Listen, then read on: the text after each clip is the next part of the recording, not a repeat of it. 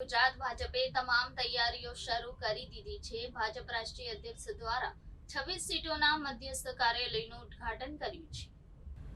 ભાજપના રાષ્ટ્રીય અધ્યક્ષ દ્વારા ગુજરાતની 26 લોકસભા બેઠક પરથી આગામી લોકસભાની ચૂંટણીનો પ્રચાર પડઘમનો પ્રારંભ કરવામાં આવ્યો છે.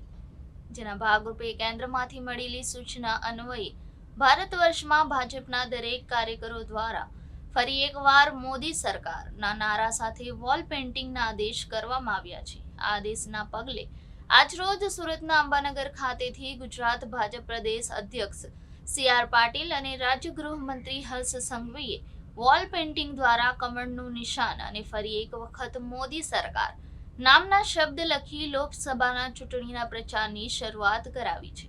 સુરતના અંબાનગર ખાતેથી ફરી એકવાર મોદી સરકાર અને કમળનું નિશાન દોરી ગુજરાત ભાજપ પ્રદેશ અધ્યક્ષ સી.આર. પાટીલ તેમજ રાજ્ય ગૃહમંત્રી હર્ષ સંઘવીએ વર્ષ 2024ની લોકસભાની ચૂંટણીના પ્રચારના શ્રી ગણેશ કર્યા છે. અંબાનગર ખાતેથી ચૂંટણી પ્રચારના શ્રી ગણેશ કરાવતા ગુજરાત ભાજપ પ્રદેશ અધ્યક્ષ સી.આર. પાટીલે મીડિયા સાથેની વાતચીતમાં જણાવ્યું હતું કે ભાજપના રાષ્ટ્રીય અધ્યક્ષ જે.પી. નડ્ડા દ્વારા ગુજરાતની 26 લોકસભા બેઠકોના મધ્યસ્થ કાર્યાલયોની શરૂઆત કરાવી લોકસભાની ચૂંટણી પ્રચારના પડઘમના શ્રી ગણેશ કરાવી ગુજરાતમાં એક નવો ચીલો પાડ્યો છે. વ્યવસ્થાઓ અંગે પણ ભાજપની જુદી જુદી પાંખો જોડે બેઠકો કરવામાં આવી છે. નમસ્કાર મિત્રો, 2024ના લોકસભાના ઇલેક્શનની તૈયારી ગુજરાત પ્રદેશ ભારતીય જનતા પાર્ટીએ શરૂ કરી છે.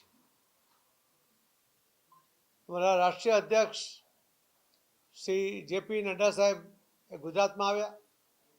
એમણે ગાંધીનગરના શ્રી અમિતભાઈ શાહ સાહેબના કાર્યાલયનું ઉદ્ઘાટન કરીને આખા ગુજરાતની કુલ મળીને 26 સીટ એના ભારતીય જનતા પાર્ટીના મધ્યસ્થ કાર્યાલયનું ઓપનિંગ એક સાથે કરીને એક નવો ચીલો એ ગુજરાતમાંથી શરૂ કર્યો. અને સાથે સાથે એમણે પ્રચારનો પડઘમ પણ શરૂ કરી દીધા.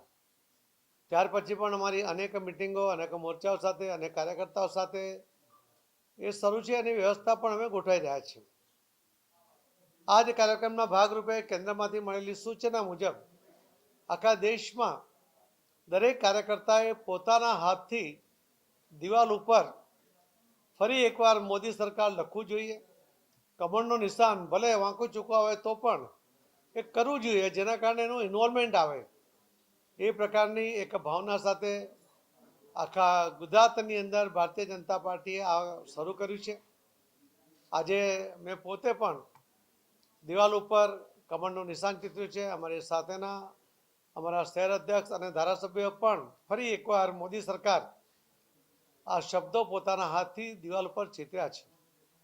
ભારતીય જનતા પાર્ટીના કાર્યકર્તાની ઓળખ છે કે પહેલાંથી એ દિવાલ ઉપર પોતે ચિત્રામણ કરતા હતા અને એના દ્વારા પોતાનું ઇન્વોલ્વમેન્ટ આવતું હોય. ભલે ગમે એટલો મોટો કાર્યકર્તા હોય પણ એ પોતે પેઇન્ટિંગ કરતો હતો. અને આ વખતે પણ અમે ગુજરાતમાં શરૂ કર્યું છે. એના કારણે કાર્યકર્તામાં જાગૃતિ આવી છે. આજે સાંજ સુધીમાં પણ અમદાવાદમાં પણ દરેક દિવાલ ઉપર આ ચિત્રામણ થાય એના માટેની સૂચના પરમ દિવસની મિટિંગમાં આપવામાં આવી છે. અને આખા ગુજરાતમાં આ કાર્યક્રમ અમલમાં મૂકવામાં આવ્યો છે. ધન્યવાદ.